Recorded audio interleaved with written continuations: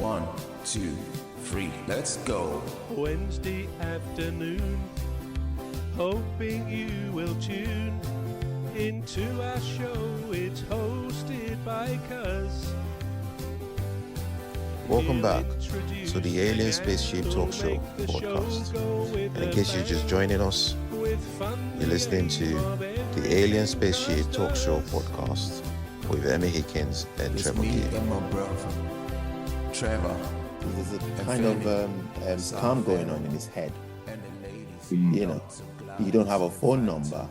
You collect money every day. You don't look the type. I'm not being stereotypical, but there's a type, isn't it? You don't look the type. You stand here. So anyway, I said, all right, come with me to the car for a minute. So I gave him some money that I had in the car. And I said to him, I'll be here. I said, this is my look. This is where I shop. I said, when next I come, I'll try and get you an old phone with a number in it. So anyway, I can't remember. I think I had a cold or something that period, and I couldn't go back there for for a period of 2 weeks. Anyway, when I went back there, he was still there. And I said to him, and I looked at him and I said, you're not really homeless, are you? This is a hustle. I said, this is a hustle for you, isn't it? And I felt stupid for trying to help him. Because if somebody tried to help me that way, I would be making an effort.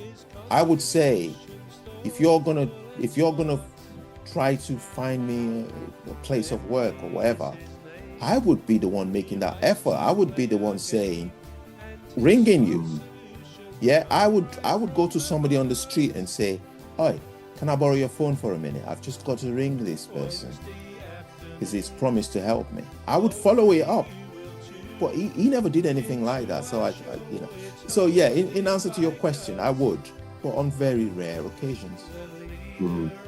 I mean, the case the example you gave there of this fellow, without knowing that particular case, but I think you highlight actually one of the issues with, we call it homelessness. Let me just say there that I gather there is a stigma which people feel about being described as homeless or homelessness. And I think now the received wisdom is that the way to talk about this is to say people experiencing homelessness, because that doesn't sort of tie the stigma. And as you say, you don't know how long. We say, well, why aren't people doing something? I think maybe part of the answer to that might be that they get into a doom loop. Clearly, a lot of people who are homeless do have addiction and alcohol problems, perhaps which they can't easily get out of. So, that's one issue. And of course, the other thing is I say about stigma, but maybe that's we need to recognise that we would almost describe in us, when we look at somebody, they're not really homeless because they don't fit the description. We want to see someone ragged, unshaven, long-haired, scruffy, maybe with a dog there at the side, I don't know. But this is one of the problems, that we all form a judgment based on the cover of the book, and I think that is something that could be quite dangerous.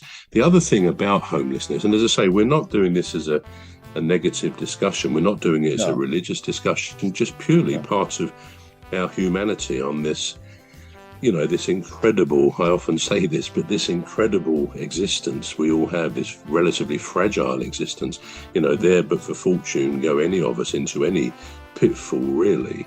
But it remains an incredible existence with, as you said about not walking in other people's shoes, we cannot do that.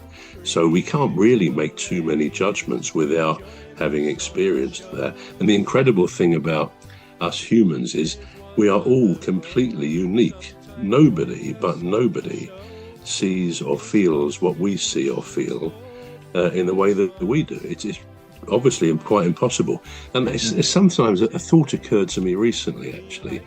Even in a football match, you see the crowd, if you're watching on television or you're part of it, and you're looking around, and every single one of those 30, 40, 50, 60,000 people. It's all revolving around them. We're all seeing everything else. And you can bring that down, say, to home. Now, you're a married man. We think about home and we think of the person or the other person or the people in that. And that's how we think about it. You know, you see your partner, they see you, but I don't see me, if you see what I'm saying. Even what we're doing now, your perception of our podcasts is the same as mine, in that you think you imagine you're seeing me. Well, not imagine, you do see me, and I see you. And that's how, when I think, oh, we've got the podcast tomorrow, I think of your face. In the nicest possible way, cuz, I must say. Because we're different. We don't really see ourselves short of looking in the mirror. We're not part of somebody else's experience of us. Now, I'm going a little bit off subject there, but so it's very hard in a way for us to make those judgments. People who know seem to say that it is perilously easy to fall into homelessness. You know, they could be under pressure at work and they start. We're going to take a short break now. We're back shortly. You've been listening to the Alien Spaceship Talk Show with Trevor Gear and Emmy Hikins. The Alien Spaceship Talk Show Podcast is looking for sponsors. If you're a company out there looking to spread the word about the products and services you provide, please get in touch with Deepstuff Radio Podcast on info@deepstuffrecords.com, or to use the contact form on our website to contact us. Please visit radio.deepstuffrecords.com. Also, if you're looking to get involved on the Alien Spaceship Talk Show Podcast, reach out via our Deepstuff Radio Facebook page. Thank you.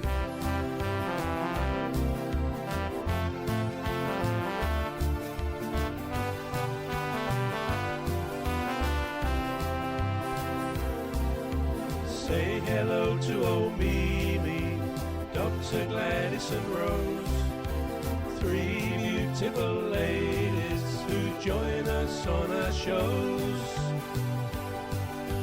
There's one other bro, sometimes joins us on the show. His contribution's thoughtful and smart.